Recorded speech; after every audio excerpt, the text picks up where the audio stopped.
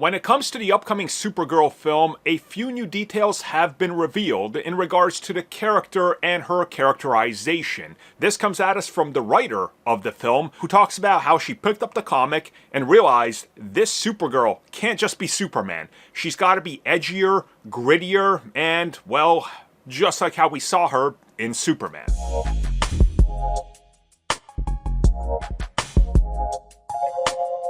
People were not really big fans of what James Gunn did with Supergirl with her brief appearance in Superman, and they're hoping that the character is going to be far less drunk and edgy, I guess. And if that's what you're hoping for, oh, we got some bad news for you, because you're not going to be getting that. So what happened is that the lead writer of the project, who of course a lot of people know from the Vampire Diaries, was recently talking about the approach to Supergirl. And this is what she had to say, and I quote, "When I was called in for Supergirl to pitch on world building, fantasy, and futuristic sci-fi, you have her character as she's watched Krypton completely be destroyed. I was always like, I can't get my head around the version of the character that is so sunny. So her version in this will be rougher and grittier and edgier and funnier." So I read Supergirl, Woman of Tomorrow, and when I read it, I was like, there she is. End quote. Okay, so I really like the angle she's coming at this from, because, again, you gotta understand what we're going for here. Think about being in Supergirl's position.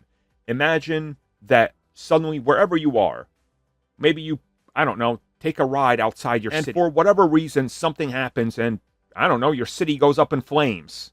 I don't know, it's like Raccoon City, right? It's bombed or something. Who knows? Imaginary scenario, right? Superhero world. How do you feel being one of the sole survivors? Everything is gone. A lot of people would drown themselves with alcohol and be abusive to themselves and have survivor guilt. It's a very real thing. I love that that's what she's saying here. This Supergirl is not the Supergirl you know. Yeah, she's a little bit rougher because of what she's seen and lived through. Yeah, she's grittier because she has to be. Yeah, she's edgier because she's gonna be. And yeah, she's funnier because she's gonna have a darker sense of humor. I really like that approach because that makes sense from that point of view. At some point, that trauma, you can come back to it and laugh at it, and it shaped who you are. And we see this Supergirl is very different, especially compared to who Clark is. Now, of course, we still got to wait and see how the film comes all together and how they convey this.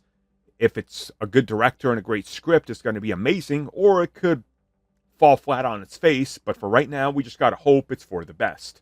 Thank you for checking out that video, and thank you for your continued support. Feel free to like, share, subscribe, do whatever you will, and if you're so inclined and would like some additional content from us, which includes unfiltered content and bonus discussions, we do offer exclusively in our member section. We hope to see you there. So thank you for watching, and have a good one.